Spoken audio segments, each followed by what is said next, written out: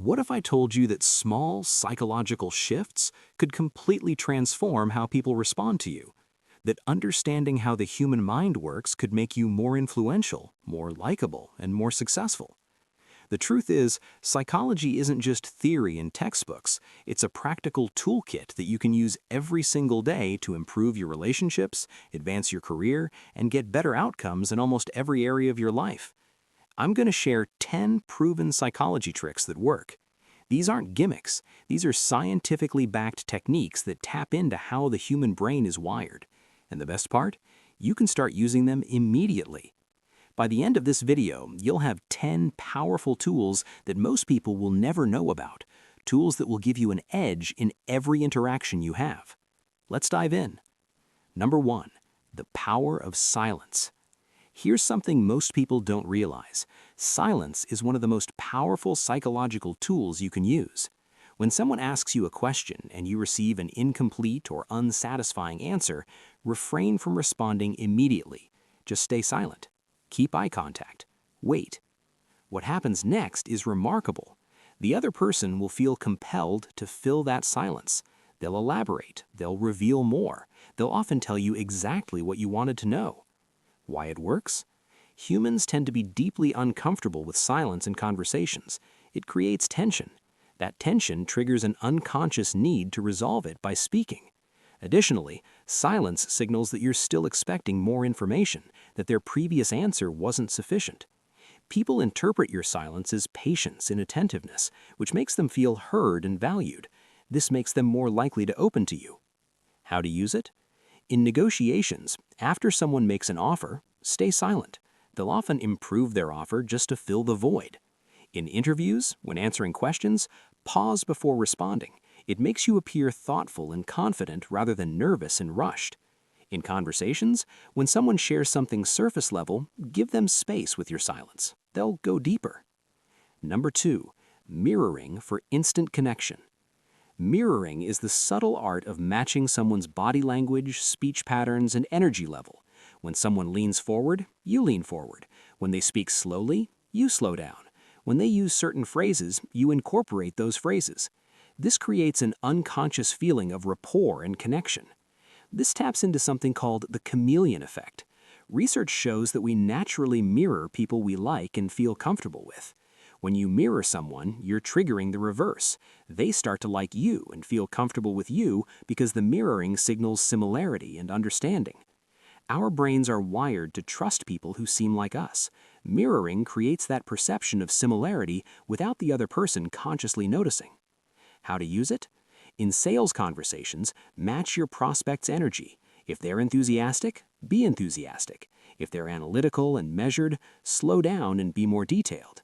In social situations, mirror the other person's posture and gestures with a 2 to 3 second delay. Don't be obvious about it. Subtle matching is key. Match vocabulary too. If someone uses specific terms or phrases, use those same words when responding to them. The warning: don't overdo it. Obvious mirroring feels mocking and fake. The key is subtlety. You want it to happen naturally, not like you're playing a game of Simon Says. Number 3, the Benjamin Franklin effect. This one seems counterintuitive, but it's incredibly powerful. If you want someone to like you more, ask them for a small favor. Not a big favor that burdens them, a small, easy favor that they can do without much effort. Why it works?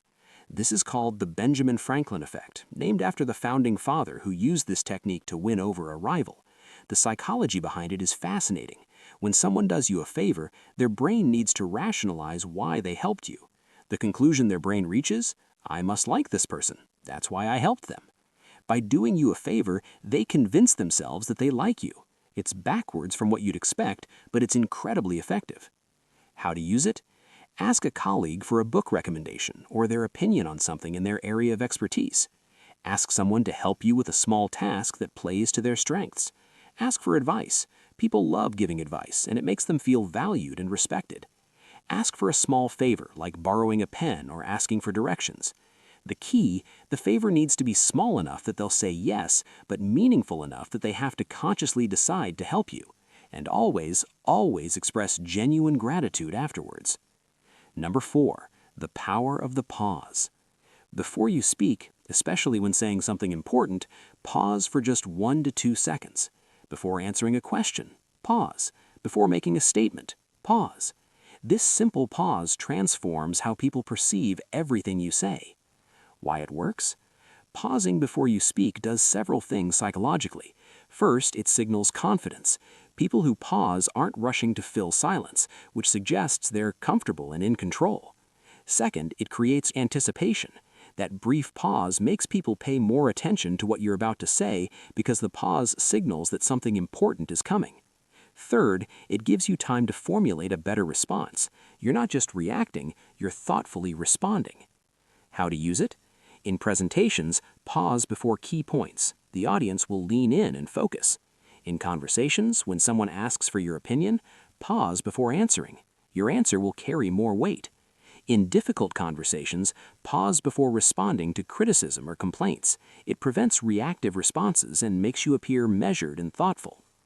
Number 5, the doorway reset.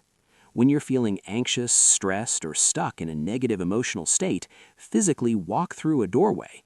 The simple act of moving through a threshold can reset your mental state. Why it works? This phenomenon is called the doorway effect. Research shows that passing through a doorway creates what's called an event boundary in your brain. Your mind treats the new space as a new context, which can help you mentally reset and approach situations with fresh perspective. It's why you sometimes walk into a room and forget why you went there. The doorway essentially creates a mental bookmark, allowing you to close the previous chapter. How to use it? Before an important conversation or meeting, step outside or into another room for a moment. Walk back through the doorway with intention, mentally leaving stress behind. If you're stuck on a problem, get up and walk to a different room. The change in environment often brings new perspectives. After a difficult interaction, physically leave that space. Walk through a door. Give your brain the signal that that chapter is closed. Number 6, the reciprocity principle. Give first. Before you ask for anything, give something of value. It can be information, help, a compliment, or your time. When you give first, people feel psychologically compelled to give back. Why it works? Reciprocity is one of the most powerful psychological principles. When someone does something for us, we feel an almost overwhelming need to return the favor. We don't like feeling indebted. This isn't manipulation, it's a fundamental aspect of how humans build relationships in communities. The key insight, the person who gives first controls the relationship dynamic. How to use it? Before asking for help, offer your help first with something they need. In networking, provide value before asking for anything. Share useful information, make an introduction, or offer your expertise. In sales, give free value up front. Free samples, free trials, valuable content. When people receive value first, they want to reciprocate by buying. Start conversations by giving a genuine compliment. The positive emotion makes them more receptive to you. Number 8, the labeling technique. Before asking someone to do something, label them with a positive identity that aligns with what you're asking for. Call them helpful, reliable, creative, or whatever trait you want them to embody. People will act in ways that confirm the labels you give them. Why it works? This taps into something called identity consistency. Once someone accepts a label, even unconsciously, they feel pressure to act in ways that confirm that identity. Nobody wants to be inconsistent with how they see themselves or how others see them. When you label someone as generous or reliable, you're essentially inviting them to live up to that identity in the current interaction. How to use it? Before asking for help, I know you're always willing to help people out. Could you? Before requesting feedback, you have such great insight. What do you think about this? When motivating someone, you're so disciplined and consistent. I know you'll crush this. With children, you're such a kind person, leads to kinder behavior. You're so smart, encourages them to rise to that identity. Number 8, the illusion of choice. Instead of asking yes or no questions, offer 2 positive options. Both options lead to your desired outcome, but giving a choice creates the feeling of autonomy and control. Why it works? People resist being told what to do. It triggers psychological reactance, the desire to protect our freedom and autonomy. But when given a choice, even between 2 options you've selected, people feel in control. The key, both options should be acceptable to you. You're not manipulating them into something they don't want, you're making it easier for them to say yes to something that works for both of you. How to use it? Instead of "can we meet," ask "would Tuesday at 2 p.m. or Wednesday at 10 a.m. work better?" Instead of "will you help me?" ask "could you help me with the research or the presentation part?" With children, instead of "go to bed," say "do you want to brush your teeth first or put on pajamas first?" In sales, would you prefer the blue or the red? Assuming they're buying, just choosing which one. Number 9, the power of why. When making a request, always include a reason. Even if the reason is obvious or not particularly strong, simply including the word "because" followed by any reason dramatically increases compliance. Why it works? A famous Harvard study found that people are more likely to comply with requests when given a reason, even when the reason adds no real information. The word "because" triggers an automatic compliance response In our brains, we're programmed to accept that if there's a reason, the request must be legitimate. It satisfies our need for justification and logic. How to use it? Instead of "can I leave early today?" say "can I leave early today because I have an appointment?" Instead of "could you review this?" say "could you review this because I value your expertise?" Instead of "can you help me?" say "can you help me because I'm overwhelmed right now?" The reason doesn't have to be elaborate, it just needs to exist. Number 10, the anchor effect. When negotiating or discussing numbers, be the first to throw out a number. That first number becomes the anchor point that all subsequent negotiations revolve around. Whether it's salary, price, timelines, or any quantifiable discussion, the first number said has disproportionate influence on the final outcome. Why it works? The anchoring effect is a powerful cognitive bias.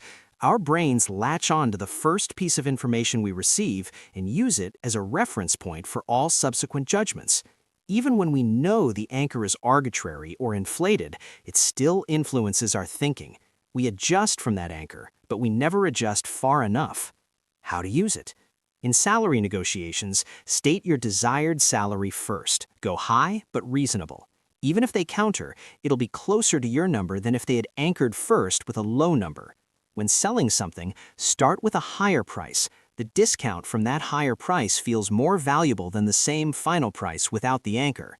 When setting timelines, if you need something in 2 weeks, anchor with, "could you get this done in a week?" When they say that's tight, 2 weeks feels more reasonable. The counter strategy, if someone tries to anchor you with an unreasonable number, reject the anchor entirely. Don't negotiate from their starting point. Reset with your own anchor, based on objective data or market standards. These 10 psychology tricks aren't magic. They're not manipulation. They're understanding human psychology and using that understanding to communicate more effectively, build better relationships, and create better outcomes for everyone involved. The silence that creates connection, the mirroring that builds rapport, the power of giving first, the choice that creates autonomy. These techniques work because they align with how our brains are naturally wired. But here's the most important thing. These techniques work best when used with genuine good intentions. Use them to build real connections, to help people feel understood, to create win-win situations. Psychology is powerful, but it's not about tricking people. It's about understanding people. The person who understands human nature, who knows how to communicate effectively, who can influence ethically, that person has an advantage in every area of life. You now have 10 tools that most people don't know about. The question is, how will you use them? Here's what I want you to do right now. First, pick one trick from this video, just one, and use it today. Test it. See what happens. Come back and comment which trick you tried and what the result was. I read every comment and I want to hear your experience.